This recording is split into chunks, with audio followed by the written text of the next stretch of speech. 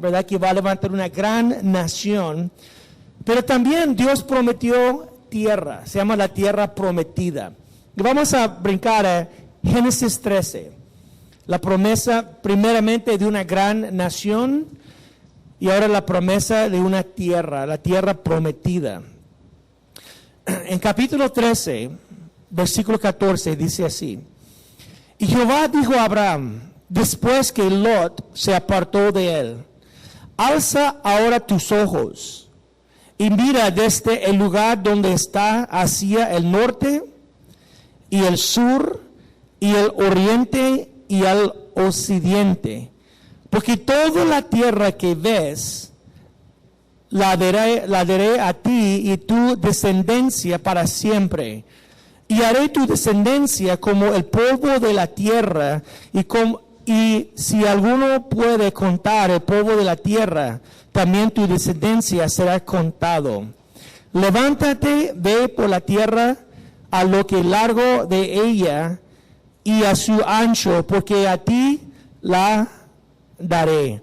Eso aquí es la tierra, se llama la tierra prometida.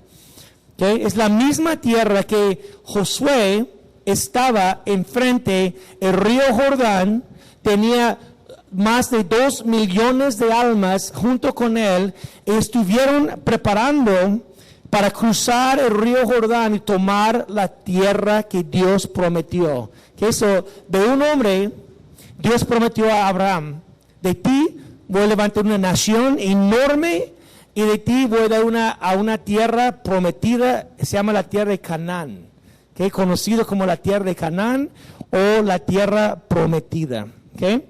Y sabemos que Abraham recibió la promesa que va a ser una gran nación, y Abraham fue el padre de Isaac.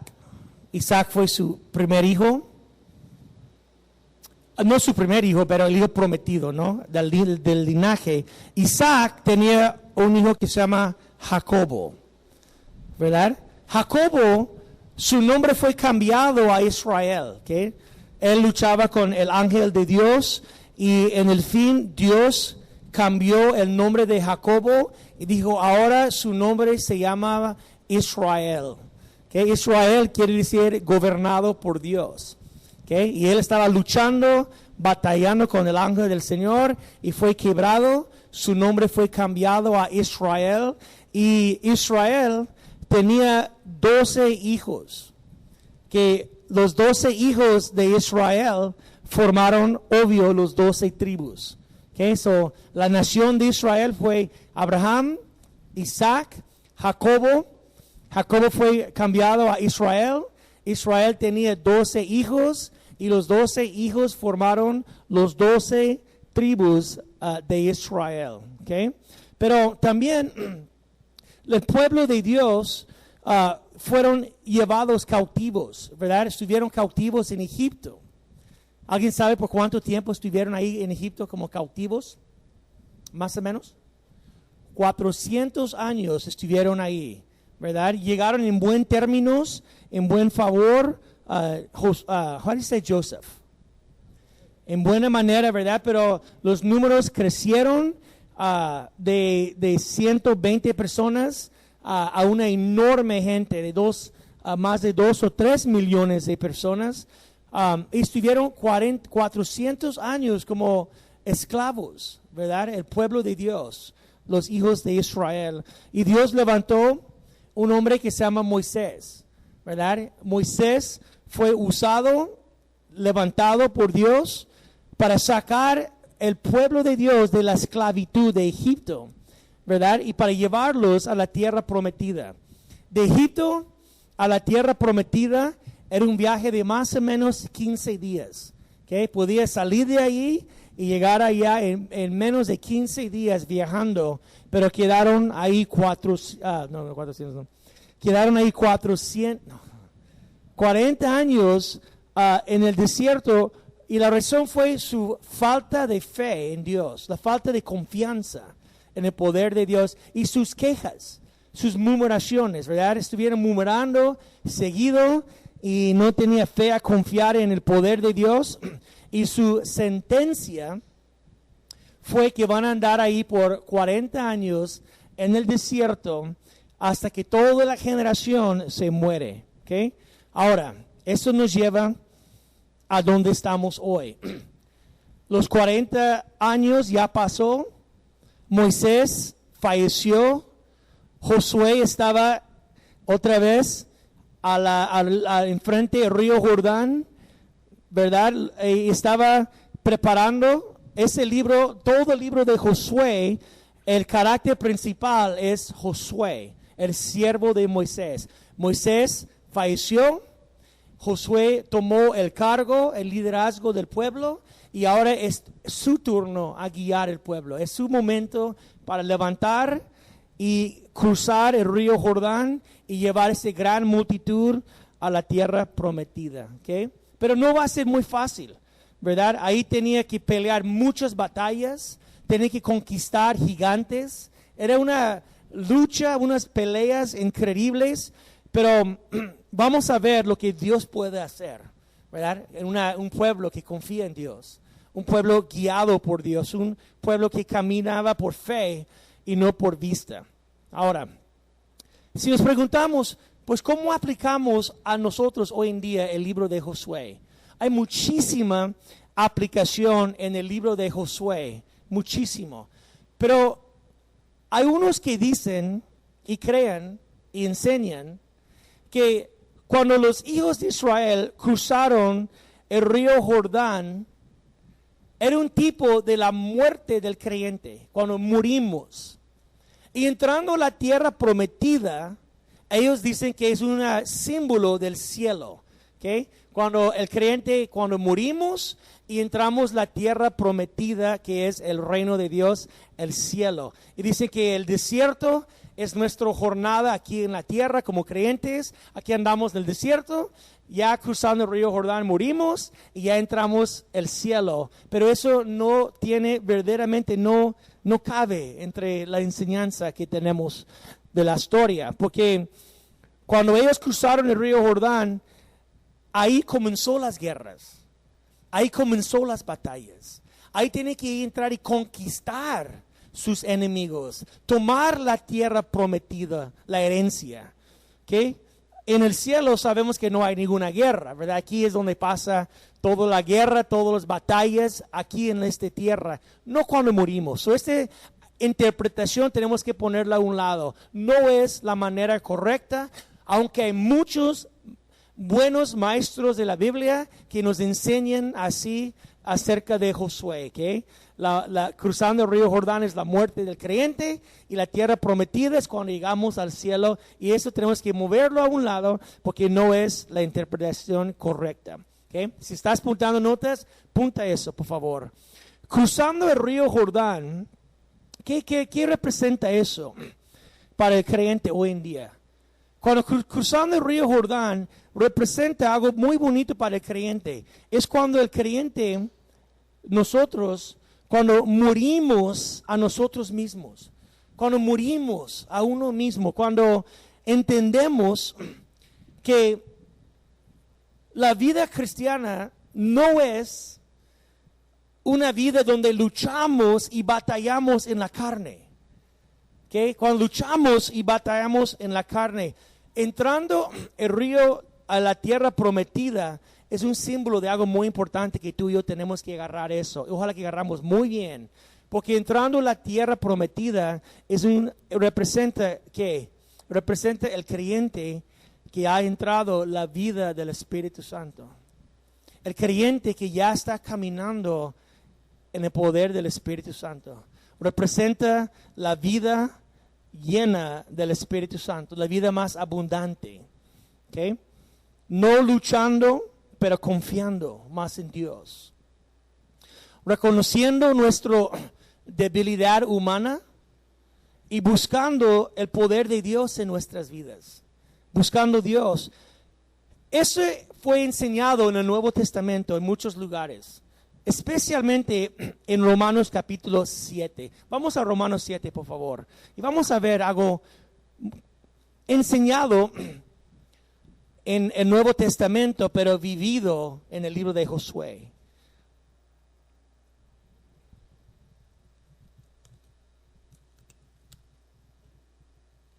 Romanos 7.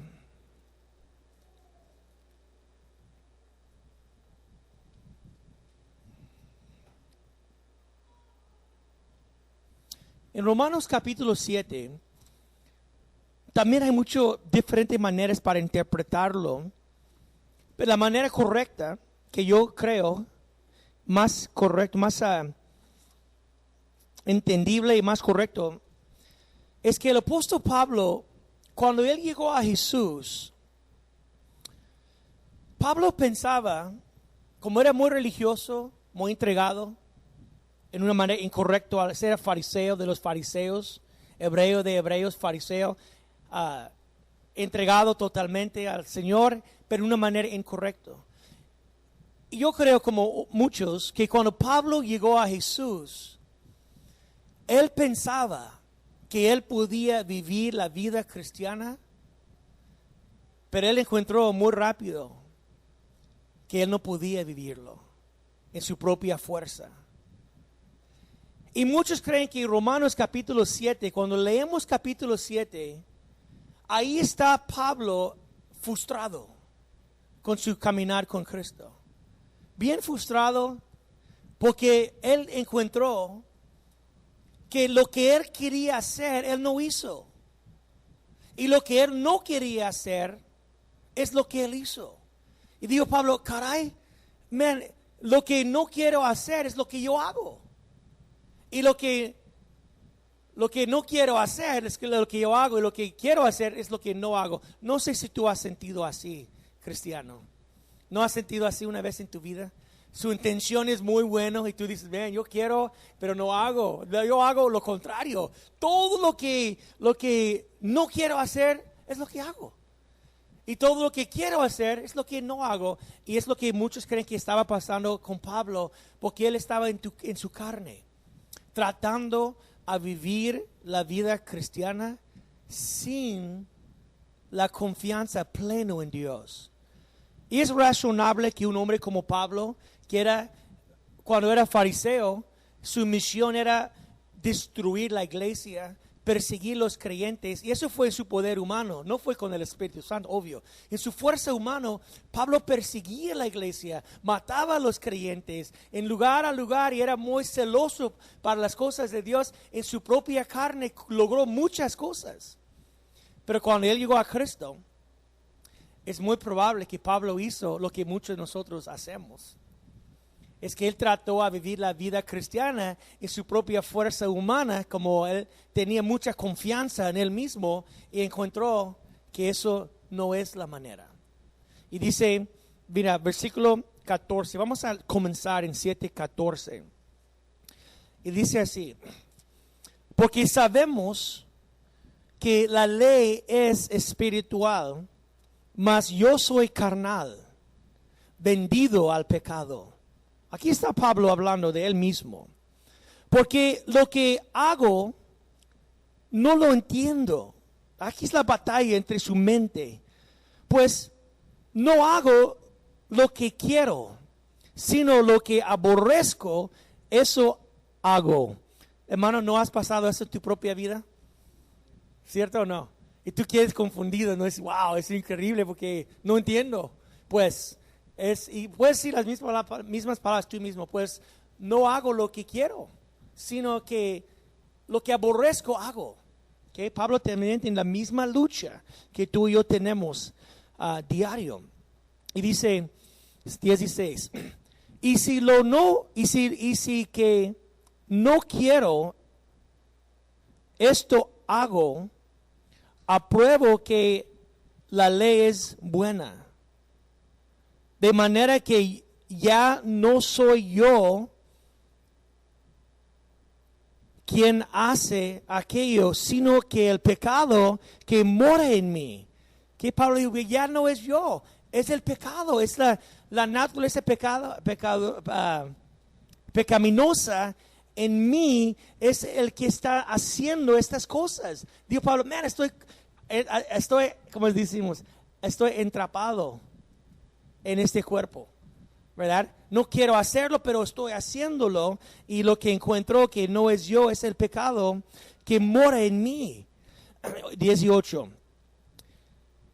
Y yo sé que en mí, esto es, en mi carne, no mora el bien. Porque el querer el bien está en mí. El deseo, ¿verdad? Está hablando de un creyente. Porque el querer el bien está en mí, pero no el hacerlo. Ok, ¿estás conmigo, hermanos? Fíjate lo que dijo él. El querer hacerlo está en mí. Pero fíjate lo que dijo él. Pero no el hacerlo. Pero ¿cómo no?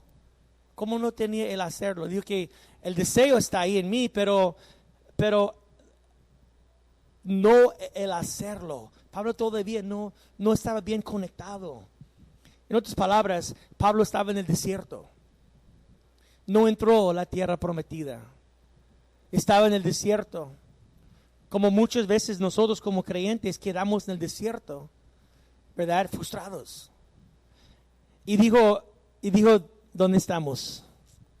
19. Porque no hago el bien que quiero, sino el mal que no quiero. Eso hago. Y si hago lo que no quiero, ya no lo hago yo, sino el pecado que mora en mí. Cosas que Pablo creo que estaba pensando en voz alta, ¿no? Dijo, no entiendo lo que está pasando. Y estaba pensando en voz alta y me encanta eso porque estamos aprendiendo de su batalla interior. Porque todos podemos identificar con este mismo batalla, ¿verdad? Adentro de uno mismo. Y dijo una vez más, 20. Y si hago lo que no quiero, ya no lo hago, sino el pecado que mora en mí. Así que, queriendo yo hacer el bien, hallo esta ley, que el mal está en mí. Porque según el hombre interior, me deleito en la ley de Dios, pero veo otra ley en mis miembros que se rebela contra la ley de mi mente y que me lleva cautivo a la ley del pecado que está en mis miembros. Me dijo Pablo, en mi mente está el deseo a hacer lo que agrada a Dios, pero hay otra ley, ¿verdad? Es mis miembros que se rebela contra Dios. ¿Has sentido eso? Claro que sí. Todos podemos decir lo mismo, ¿no? Mi deseo está ahí al 100 con Dios, pero mi batalla interna sigue cada día. ¿En qué versículo? ¿Dónde estamos? ¿20 qué? Dice 21. Así que queriendo yo hacer el bien, halló esta ley que el mal está en mí porque según lo interior me deleito en la ley de Dios, pero veo otra ley en mis miembros que se rebela contra la ley de mi mente y que me llevo cautivo a la ley del pecado que está en mis miembros.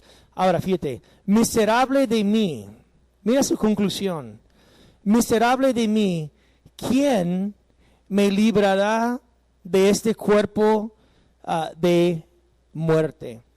Ahí está el apóstol Pablo, creyente, hablando como creyente, batallando, ¿verdad? Diciendo que en mi corazón el deseo agradar a Dios está presente totalmente.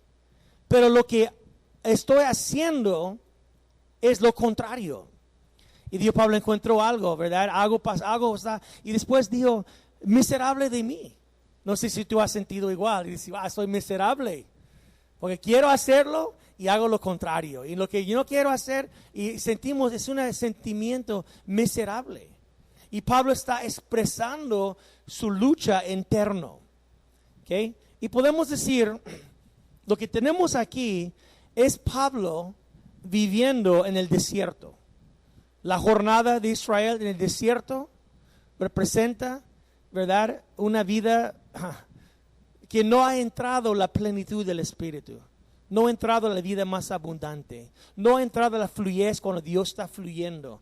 Todavía están ahí. Y Pablo estaba ahí. Pero en capítulo 8 es cuando Pablo comenzó a encontrar la respuesta. Dice 8.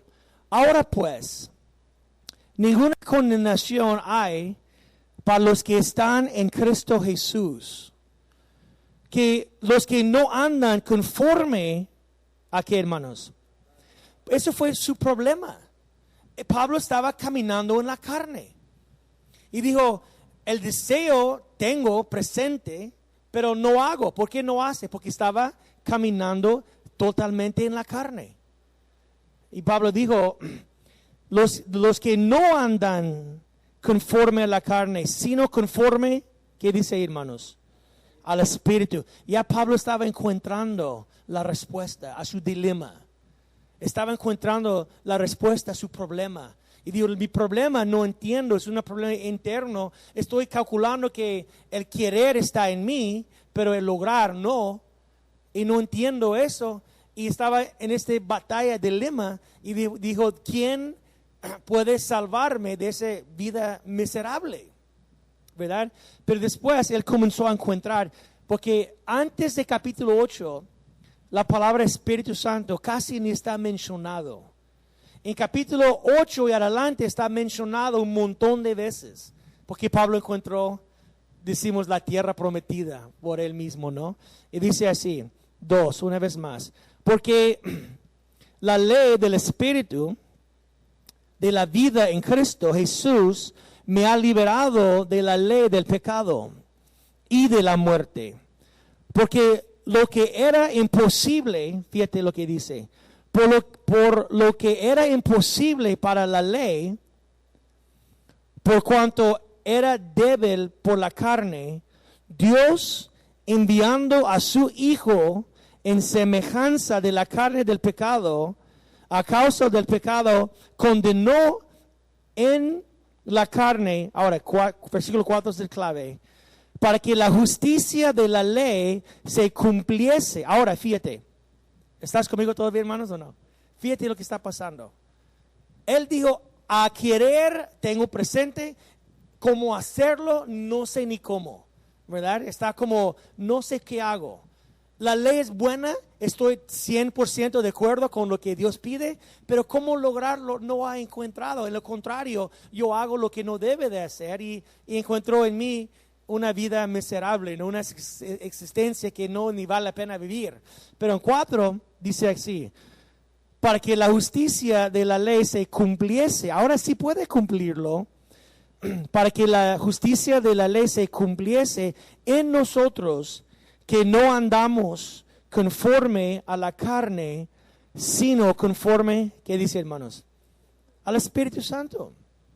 Lo que Pablo encontró, y me encanta cómo Pablo aprendió cosas, porque estaba siendo razonable. Está diciendo, wow, fíjate, llegó a Cristo y estoy notando algo en mi vida, ¿verdad? Como creyente, lo que quiero hacer no hago y lo que no quiero es lo que hago. Y dijo Pablo, no entiendo lo que está pasando en mí, el deseo está presente, el cumplir no entiendo y estaba frustrado.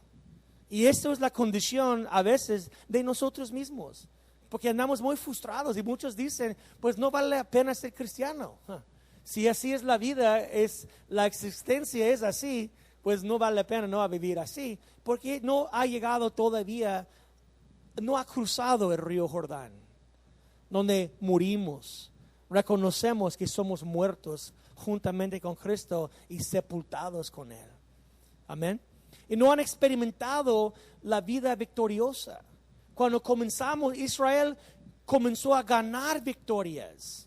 Israel comenzó a aplastar sus enemigos. Ellos comenzaron a ver milagros, ¿verdad? La gente huyeron de ellos. Ellos comenzaron a ver que esta vida es una vida hermosa, ¿verdad? Dios es poderoso. Estamos cumpliendo y avanzando y conquistando nuestros enemigos, ¿verdad? Porque muchas veces la carne nos vence a nosotros, el enemigo nos vence a nosotros, el mundo nos vence a nosotros y quedamos no más que vencedores, sino siempre vencidos, ¿cierto o no?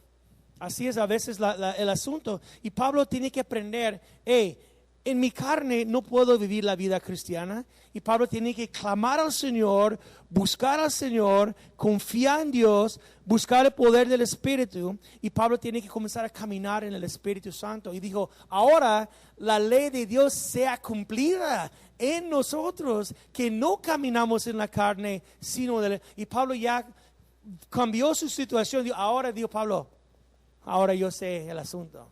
Ahora la vida victoriosa es por medio del Espíritu Santo. ¿Cuántos dicen amén?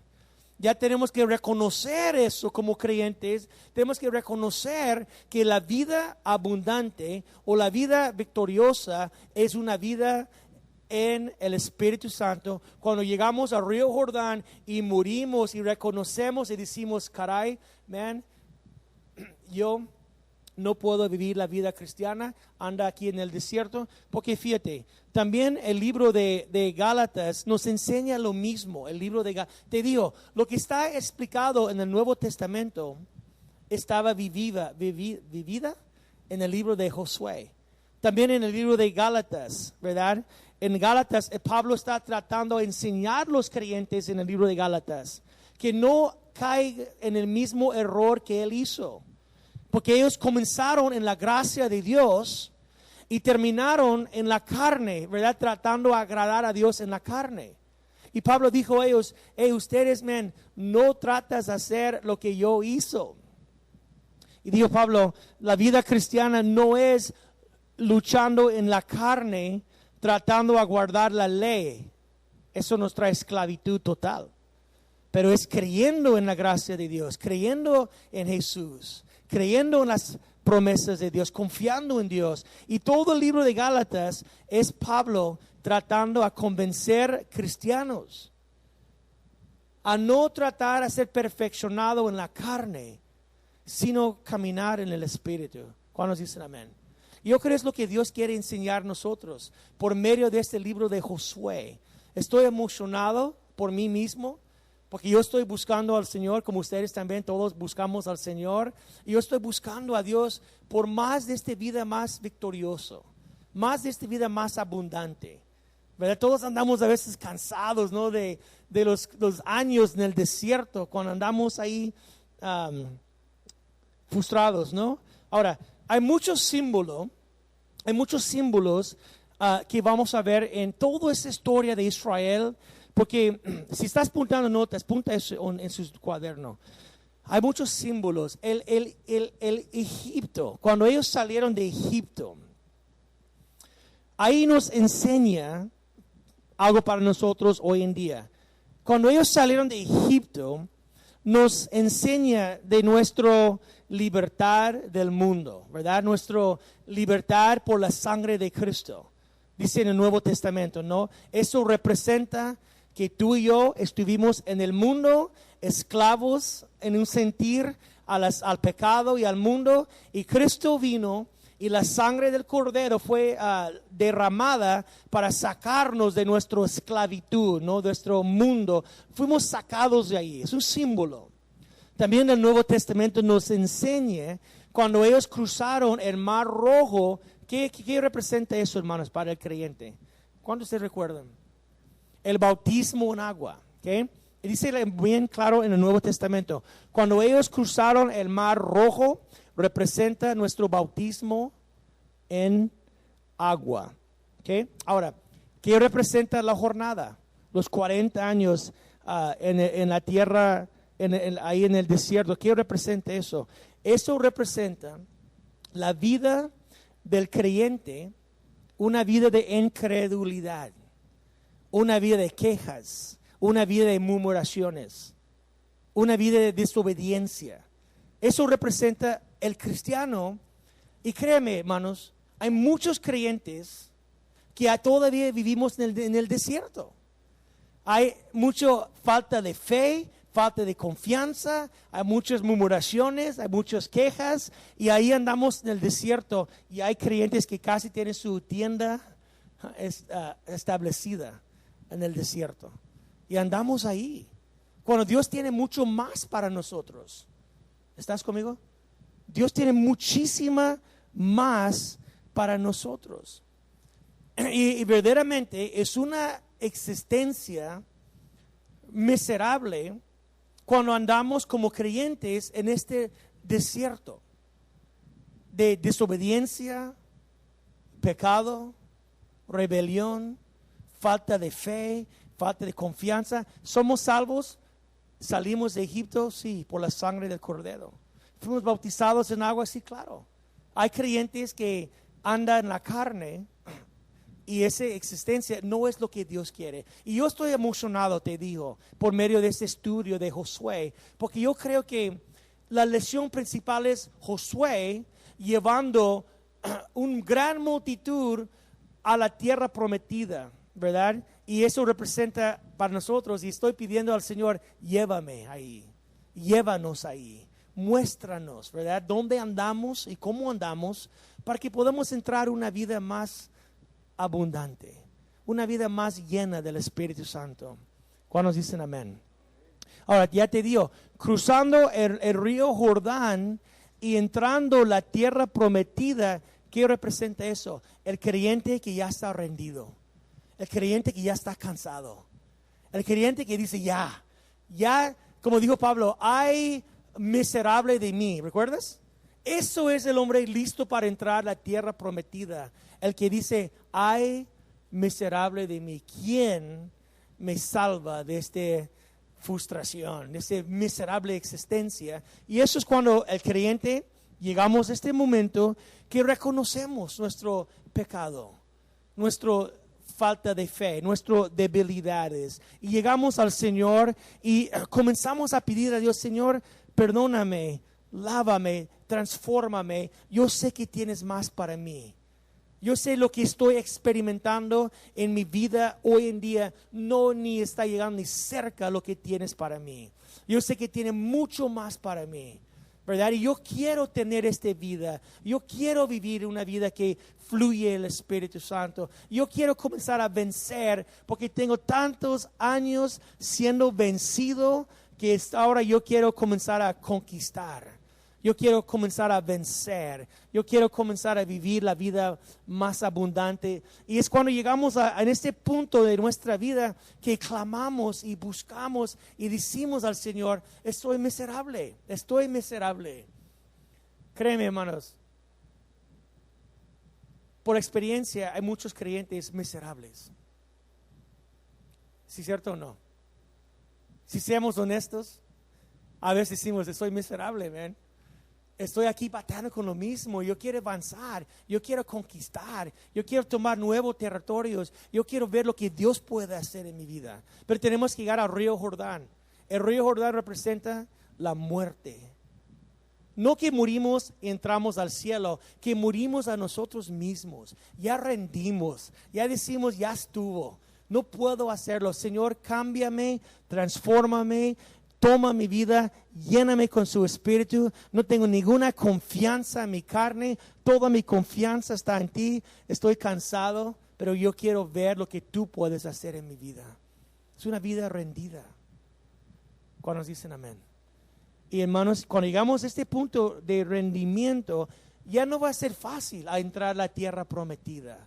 Ya no va a ser fácil. Hay batallas. Hay luchas, hay un enemigo que quiere sacarte de ahí. Hay un enemigo que no quiere que tú cruces el río Jordán. El enemigo, el diablo, no quiere que tú y yo experimentamos una vida más abundante. El enemigo va a tratar a sacarnos.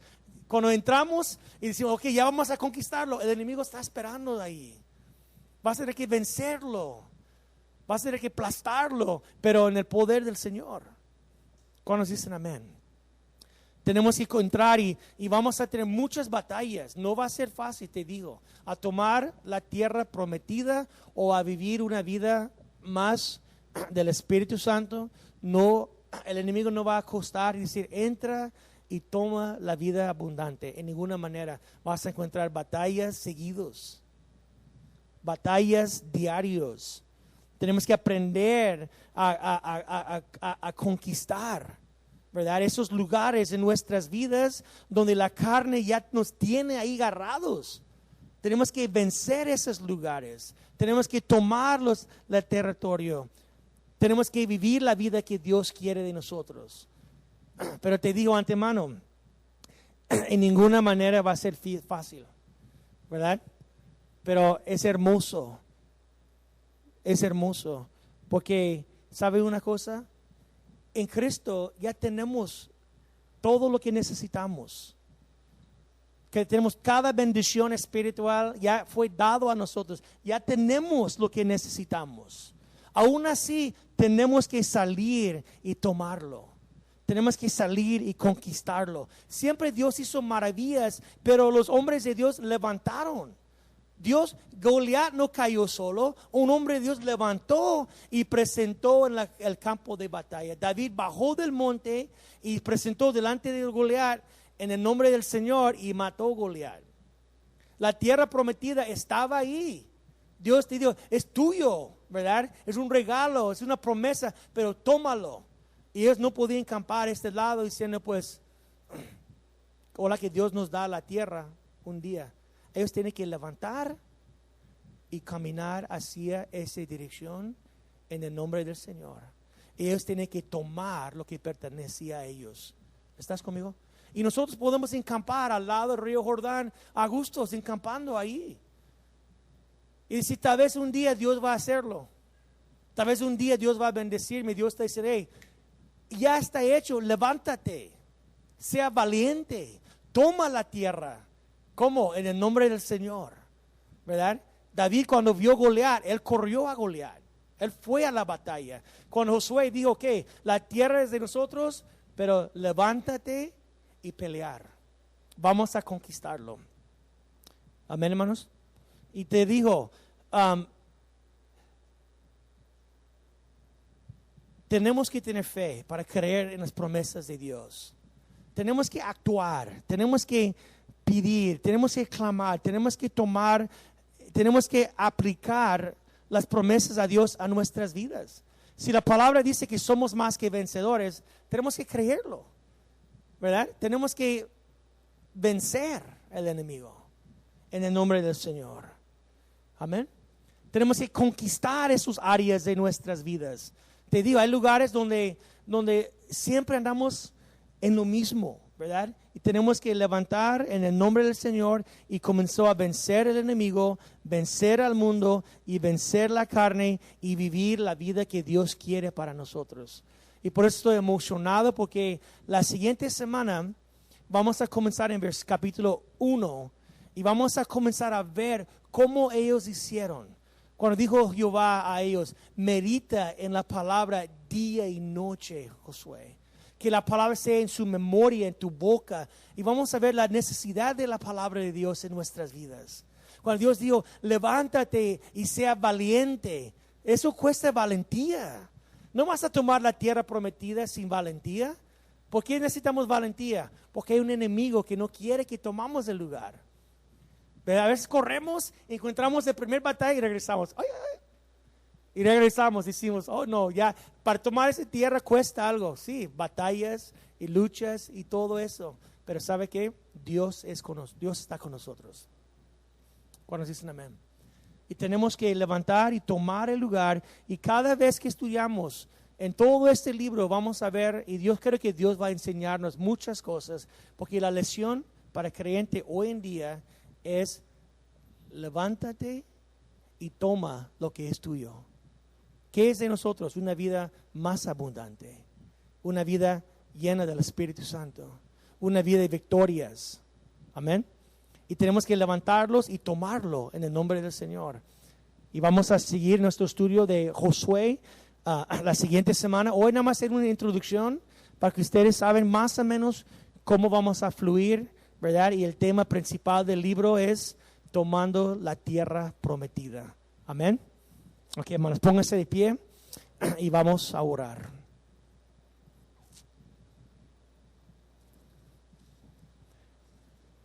Padre, venimos delante de ti, Señor, y sabemos que tú eres igual ayer, hoy y para siempre. Y creemos, Padre, que tú quieres enseñarnos. No es que queremos estudiar un libro, una historia, nada más una historia de Israel. Todas las cosas sucedieron a ellos como ejemplos para nosotros. Y Padre, te pido por mí, por mi familia, por la familia de Dios, la iglesia,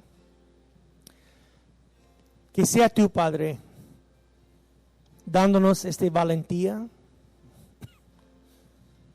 a levantarnos y tomar lo que pertenece a nosotros. Una vida más abundante. Una vida donde su Espíritu está fluyendo en nuestras vidas y por medio de nosotros. Tú dijiste, Jesús, que viniste para darnos una vida y una vida más abundante. Y a veces quedamos cortos. No estamos experimentando la vida más abundante. Cuando tu Espíritu está fluyendo en nuestras vidas. Te pido por mí, Padre, ayúdame, Señor. Yo quiero entrar. Todo lo que tienes para nosotros, para mí. Ayúdanos, Padre, toda su iglesia. Que podamos tomar lo que es de nosotros. Cada bendición que tú nos has dado. Podemos tener nuestra herencia aquí en la tierra. Que podamos vivir la vida victoriosa. Enséñanos, Padre. Usa su palabra. Usa el libro de Josué para llevarnos, Señor, adelante.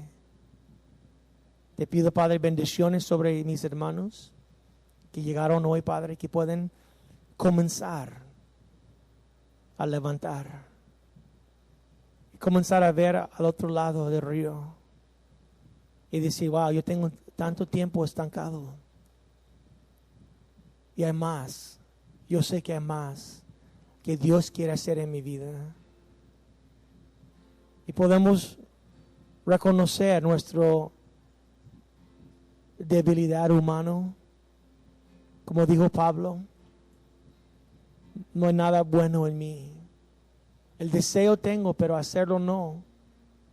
Y él encontró que es por el Espíritu. Y podemos decir eso, Padre, declarando que es por su Espíritu Santo. Y que comenzamos a clamar a ti, Padre, y buscarte por la obra de su Espíritu en nosotros. Te pido, Padre, bendiciones sobre su iglesia y te damos gracias, Padre, en